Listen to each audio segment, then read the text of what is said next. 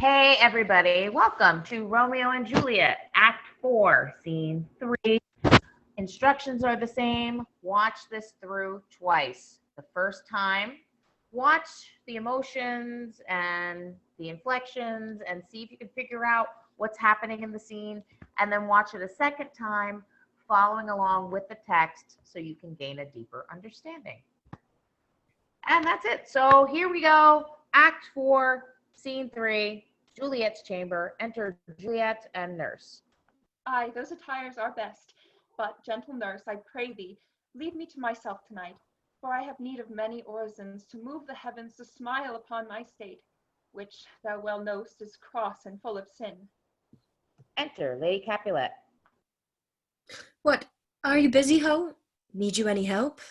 No, madam, we have culled such necessaries as are behoveful to our state tomorrow.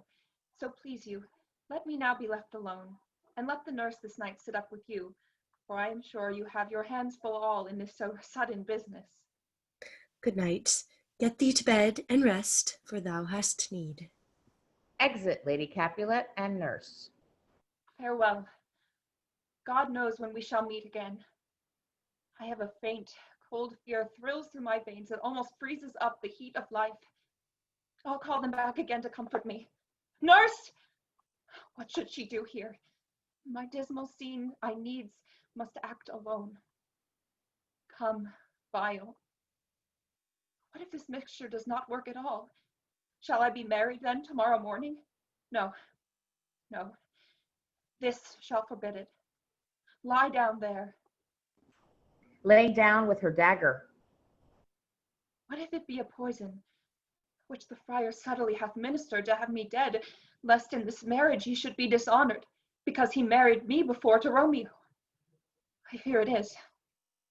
And yet methinks it should not, for he hath still been tried a holy man.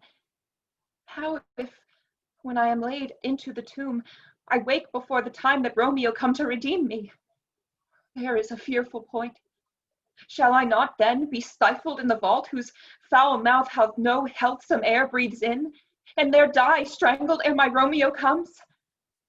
Or if I live, it is not very like the horrible conceit of death and night, together with the terror of the place, as in a vault and ancient receptacle, where for these many 100 years the bones of all my buried ancestors are packed, where Tybalt, bloody, yet but green in earth, lies festering in his shroud, where, as they say, at some hours of the night spirits resort. Alack, alack, it is not like that I, so early waking with the loathsome smells and shrieks like mandrakes torn out of the earth, that living mortals hear them, run mad. Oh, if I wake, I shall not be distraught, environed with all these hideous fears, and madly play with my forefathers' joints, and pluck the mangled Tybalt from his shroud, and in this rage some great kinsman's bone, and as with a club dash out my desperate brains? Oh, methinks I see my cousin's ghost seeking out Romeo, that did spit his body upon a rapier's point. Stay, Tybalt, stay! Romeo, I come. This to thee I drink. She falls upon her bed within the curtains. And that's the end of the scene. That was lovely. Great job. Great job, Miss Juliet. All right, guys, let's talk a little bit. So what's going on in the scene? Let's start with the first part of the scene with Lady Capulet and Juliet. Amy, do you want to take that? What's happening in that part of the scene that you're in? Absolutely. So Lady Capulet is under the impression that Juliet is preparing for her wedding night, when in reality she is preparing for her impending suicide. Her fake suicide. Fake suicide. Yeah. Exactly. She is very much, Lady Capulet is very much in the dark. So basically, she comes in and asks, do you need any help? And it's just like, get your ass, get ready to marry Paris. And this kind of sets up Haley's soliloquy, Juliet's soliloquy. And so the thing about it's Haley and Romeo.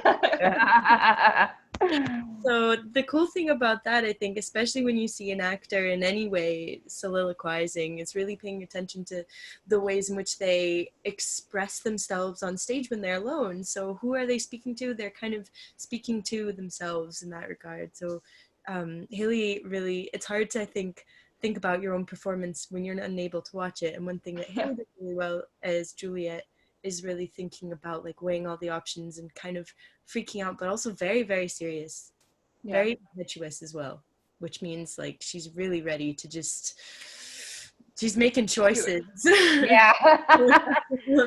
Well said. Well said, Amy. Thank you. You expressed that in a very clear fashion. So yeah, absolutely. I agree 100%. So talk to us about your soliloquy there, Haley / Juliet. Well, it kind of starts that, you know, she's kind of afraid at this point to take this step. There's a lot of what ifs. She even like she thinks, oh, I gotta call the nurse back. I need help. But then she realizes, well, that can't work. And she initially is worried that it's not gonna work and that she's gonna wake up tomorrow and get married. And then she says, you know, this shall forbid it, lie thou there. And she has the dagger, you know, she's gonna kill herself if it doesn't work. She's got that as a backup. Ironically, this scares her more than actually killing herself because there's so many unknown factors. And basically, as she's going through this, it's basically all of the what ifs of this situation that can occur. So first, what if it's a real poison? What if the friar is just going to poison me because he married me to Romeo, and, you know, this would be big trouble for him if I get married to Paris on top of that. But then she's like, that's probably not true. But then she starts thinking about what's going to happen when she wakes up in the tomb. And it's kind of this rambling, fearful monologue of, if I wake up before he's there, am I going to suffocate in the tomb because it's closed? Or, you know, am I going to see Tybalt's rotting body down there? Or am I going to see ghosts when they all come out? Or am I going to start hearing like the wails and the screams of the dead? Am I going to be smelling like decomposition and, you know, die where all of my ancestors are buried? And then at the end, like, it gets real dark. And in the end, she's like, am I just going to go insane if he's not there before I wake up? Am I going to take out one of my great kinsman's bones and beat myself to death with it out of madness? You know? Oh boy. Yeah. She goes dark. Yeah, she goes real dark. And, you know, she says, oh, I think I see my cousin's ghost, you know, stay. And, you know, I think at that point, you know, she knows this is what she has to do, because all of those things that could happen, which will not, because it's just her being scared about being in a tomb, you know, taking this vial is the only thing that will get her out of the situation she's in. So yeah, and then she takes it and she falls asleep. Well said, ladies. Thank you very much for your explanations. They were very articulate, and I think they're going to help our students a lot. Okay, guys, so we are done with the scene. We'll see you soon in the next video. So bye.